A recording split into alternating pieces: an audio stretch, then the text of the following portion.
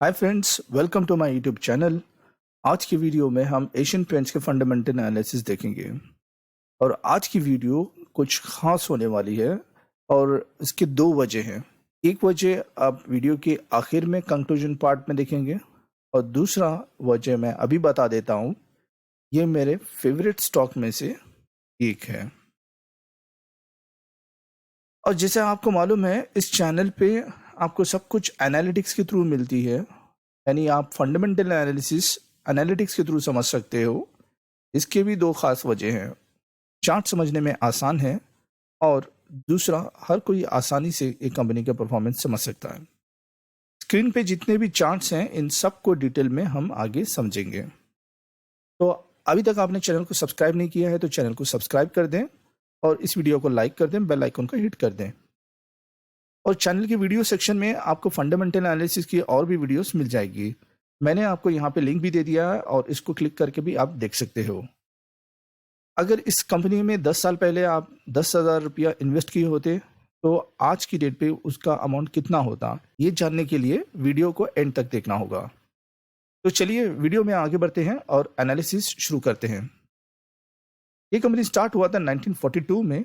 इसको 80 साल से ज़्यादा हो चुका है और ये कंपनी ना सिर्फ प्रोडक्ट बनाती है, ये सर्विसेज भी देती है। आप एशियन पेंट से ये दिमाग में आता है कि आपके घर पे जो पेंट लगा है तो वो एशियन पेंट्स ही होगा या फिर कोई और, लेकिन बचपन से हम देखते आए होंगे तो हम एशियन पेंट्स का नाम ज़्यादा सुना होगा और हमारे घर पे एशियन पेंट्स भी लगाते होंगे। ये सिर्फ पेंट नहीं बनाती है, ये पेंट के साथ साथ और भी बहुत सारी चीज़ें बनाती हैं। यहाँ आप देख सकते हैं प्रोडक्ट लिस्ट में पेंट्स हैं, वाटर प्रूफिंग है, wall coverings, adhesive, decor, tools, bath fittings and sanitary ware. Services में ये सेफ पेंटिंग सर्विसेज देती है और interior designing services, sanitization services जैसे ये सर्विसेज प्रोवाइड करती है। ये कंपनी इंडिया की नंबर 1 पेंट कंपनी है और एशिया की नंबर 3 कंपनी है और जब वर्ल्ड की बात करते हैं तो ये वर्ल्ड की नंबर 9 लार्जेस्ट पेंट कंपनी है। इंडिया के बाहर ये ऐसे 4 रीजन्स में इसकी ऑपरेशंस यानी रन करती है, जैसे कि Asia, middle east, south Pacific और अफ्रीका जैसे रीजन्स में, जिनमें 14 कंट्रीज हैं और 7 अलग अलग ब्रांड नेम से ये अपने प्रोडक्ट को बनाती है और बेचती है। ग्लोबल क्लाइंट्स की बात करते हैं तो 60 से ज़्यादा ये कंट्रीज में अपना प्रोडक्ट का सप्लाई करती है। इंडिया के बाहर ये ऐसे 4 रीजन, तो हम बात कर लेंगे सेल्स की। सेल्स में हम देखेंगे तो जैसे हमें मालूम है कि सेल्स हमेशा ऊपर होना चाहिए और एक्सपेंसेस नीचे होना चाहिए। यहाँ देख सकते हैं दोनों में गैप ज़्यादा नज़र आ रही है और ये हम पता कर सकते हैं ऑपरेटिंग प्रॉफिट मार्जिन में कि ये गैप कितनी बड़ी बनी है। तो ये समझ लें जितनी बड़ी गैप उतना बड़ा प्रॉफिट। तो दूसरा चेक हमें ये देखना होगा कि सेल्स क्या नीचे से ऊपर की तरफ गया है या नहीं है। हाँ, बिल्कुल भी गया है, लेकिन यहाँ थोड़ा सा धीमे होते हुए नजर आया है। तो ये कंपनी का सेल 2013 में आप देख सकते हो 10,000 के आसपास था, 10,000 करोड़ की बात कर रहा हूं मैं। और अभी यहाँ आप देख सकते हो देखो लगभग यानी 35,000 करोड़ के आसपास आ चुका है। तो ये हर साल कितनी इसकी ग्रोथ हो रही है ये देखने के लिए हम देखते हैं सेल्स ग्रोथ। पहले सेल्स ग्रोथ को समझ लें कि पिछले साल से इस साल अगर सेल्स ज़्यादा हुई है तो पॉजिटिव नंबर मिलेगा, या कम हुआ है तो नेगेटिव नंबर मिलेगा। तो हम देखेंगे लेफ्ट साइड की चार्ट, ये हर साल की सेल्स ग्रोथ है। राइट साइड में हम देखेंगे average sales growth. Left side की चार्ट में आप देख सकते हो सबसे नीचे यानी लोएस्ट अगर आप देखेंगे तो 5% की सेल्स ग्रोथ है और सबसे हाईएस्ट अगर हम बात करते हैं तो 10 सालों में 34% की हाईएस्ट सेल्स ग्रोथ नजर आ रही है। जब हम टारगेट लाइन की बात करते हैं तो हमारा टारगेट लाइन है 10%। तो 10% से आप देख सकते हो तो 4 बार ऐसे हैं जो टारगेट लाइन से नीचे हैं और बाकी आप टारगेट लाइन के अबव ही नज़र आ रहा है। तो हम अगर एवरेज सेल्स ग्रोथ की बात कर लेते हैं तो टारगेट लाइन है हमारा 10% और टारगेट लाइन के अबव ही आपको 10 सालों में भी 11% की एवरेज है, 5 सालों में भी 14% की एवरेज है, अगर पिछले 3 साल की बात करते हैं तो 14%। ही नज़र आ रहा है, बेहतरीन है। और आगे बात करते हैं ऑपरेटिंग प्रॉफिट मार्जिन। ये एक ऐसा फाइनेंशियल रेशियो है जिससे हम कंपनी का कोर बिजनेस की प्रॉफिटेबिलिटी को मेजर कर सकते हैं, और ये हेल्पफुल रहेगा कंपनी के कॉम्पिटिटर के साथ भी, यानी आप इसको कंपेयर करने के लिए आसानी हो सकती है। तो ऊपर आई बटन को क्लिक करके आप इसके कॉम्पिटिटर को भी आप देख सकते हैं। तो हम यहाँ पे देख लेंगे yearly operating profit margin, left side की चार्ट में देख सकते हैं टारगेट लाइन हमारी 15% की है, और ये टारगेट लाइन के ही अबाव पिछले 10 सालों से परफॉर्म किया है। यहाँ देख सकते हैं सबसे हाईएस्ट 22% की है, और सबसे नीचे अगर आप देखेंगे तो 16% है, यानी हर साल ये 16% से ऊपर ही ऑपरेटिंग प्रॉफिट मार्जिन बना रहा है। बहुत बेहतरीन है।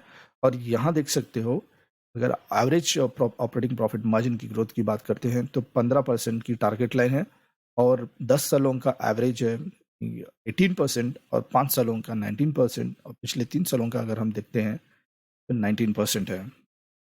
अगर आपको ये वीडियो पसंद आ गया है तो आप प्लीज़ इस वीडियो को लाइक कर दें, और अभी तक अपने चैनल को सब्सक्राइब नहीं किया है तो चैनल को सब्सक्राइब कर दें। वीडियो में आगे बढ़ते हैं और हम बात करेंगे प्रॉफिट एंड लॉस की। प्रॉफिट एंड लॉस एक इनकम स्टेटमेंट होती है जिसमें कंपनी की इनकम और खर्च दोनों यहाँ पे बताई जाती है, और उसके बाद यहाँ आपको मिलता है कंपनी का प्रॉफिट, या ये भी पता चलता है कि कंपनी यह लॉस में है। तो यहाँ देख लेते हैं कि 10 सालों में इस कंपनी प्रॉफिट में है या लॉस में है। देखिए ये ब्लू कलर की बार्स आपकी सेल्स थी, फिर ये ऑरेंज वाली आप यहाँ देख सकते हो ये है कंपनी का एक्सपेंसेस। उसके जाने के बाद आपको ग्रे कलर की बार्स आपको मिल गई ऑपरेटिंग प्रॉफिट, और टैक्सेस वगैरह सब जाने के बाद येलो कलर की बार्स में आपको नेट प्रॉफिट मिल गया। तो पहला चेक ये होना चाहिए कि कंपनी क्या नेट प्रॉफिट बना रही है या नहीं है। बिल्कुल भी यहाँ पे 10 सालों में कंपनी ने नेट प्रॉफिट बनाया है, और सबसे शानदार बात यह है कि 2018 के बाद यानी हर साल 2000 करोड़ का नेट प्रॉफिट बन रहा है। 2021 से 3000 करोड़ बन चुका है। तो दूसरा हमें ये देखना होगा कि क्या हर साल नेट प्रॉफिट ग्रोथ हो रही है या नहीं। यहाँ देख सकते हो आप कंपनी का नेट प्रॉफिट हर साल ग्रो होते नजर आ रहा है, सिवाय यहाँ 21 और 22 के बीच में ये एक ऐसा एरिया है जहाँ पे ग्रोथ नीचे हुई है, लेकिन फिर दोबारा उसने अपनी रफ्तार पकड़ लिया है, और ये ग्रोथ नीचे भी नहीं है, ज़्यादा नहीं हुई है, 3000 करोड़ के ऊपर ही नेट प्रॉफिट है। तो ये नेट प्रॉफिट कहाँ करने वाली है इस्तेमाल कंपनी अपने नए प्रोडक्ट्स के रिसर्च के ऊपर, या बिजनेस एक्सपेंशन के ऊपर, या डिविडेंड्स के थ्रू अपने शेयर होल्डर्स को देने वाली होगी, या अगर कंपनी के पास डेट है तो उसको कम करने वाली होगी, या रिजर्व्स को है तो उसको बढ़ाएगी।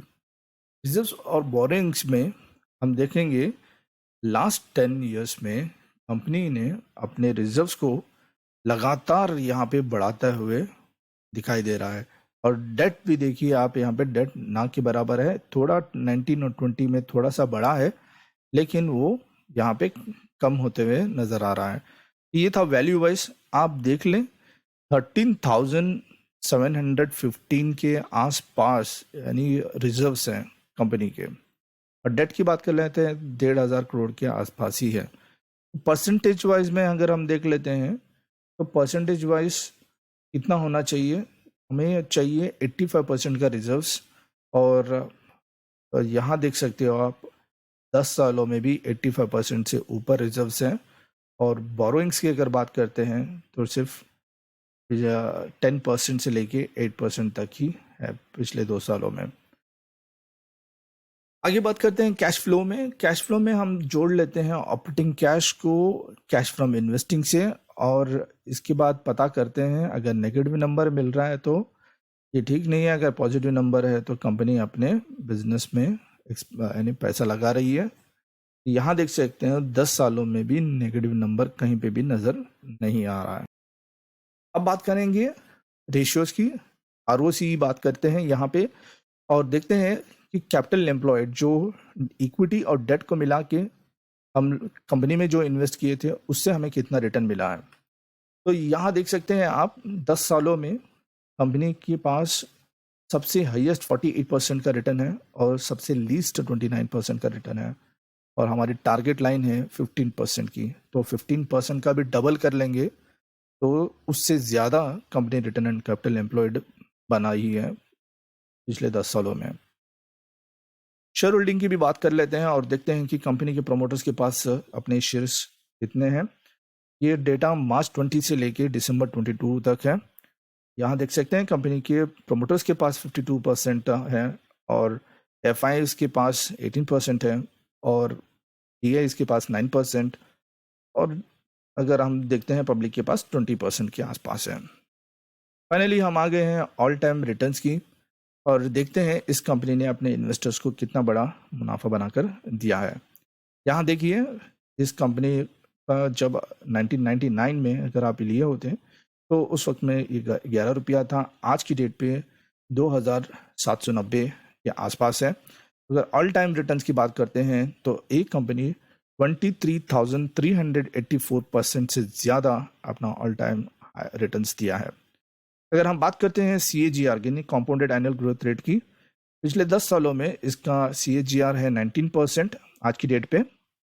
तो अगर आप इस कंपनी में 10 साल पहले 10,000 रुपया इन्वेस्ट किए होते तो आज की डेट पे आपका वो अमाउंट 56,947 बना होता। तो हम आ गए हैं कंक्लूजन में और इस वीडियो को कंक्लूड करेंगे और यहाँ देख सकते हैं आप सेल्स वर्सेस एक्सपेंसेस बेहतरीन है, दोनों के बीच में गैप है और सेल्स लगातार ग्रोथ होते हुए नज़र आ रही है। ईयरली सेल्स ग्रोथ की बात करते हैं तो पिछले 5 सालों में 2 ऐसे बार हैं जो कोविड के पीरियड में ये नीचे गया है और बाकी आप देख सकते हैं बहुत ही अच्छा परफॉर्म किया है। और ईयरली ऑपरेटिंग प्रॉफिट मार्जिन की बात करते हैं तो 10 सालों में भी टारगेट लाइन के अबव ही है। और नेट प्रॉफिट की बात करते हैं, हर साल नेट प्रॉफिट ग्रो कर रही है और रिजर्व्स ऑफ बोरोइंग्स डेट ना के बराबर है। शेयर होल्डिंग 52+ है और यहाँ बस ये देखना होगा कि शेयर होल्डिंग में प्रमोटर्स अपने बढ़ा रहे हैं नहीं है। और रिटर्न एंड कैपिटल एम्प्लॉयड की बात करते हैं तो 15% टारगेट लाइन है, तो ये बना रही है उसका डबल यानी 30% से ऊपर पिछले 10 सालों में। आज के लिए इतना ही है, उम्मीद करता हूँ आपने इस वीडियो से कुछ सीखा होगा। अगर आप अभी तक अपने चैनल को सब्सक्राइब नहीं किए हैं तो प्लीज़ चैनल को सब्सक्राइब कर दें और इस वीडियो को लाइक कर दें। तो चलिए मिलते हैं अगली वीडियो में।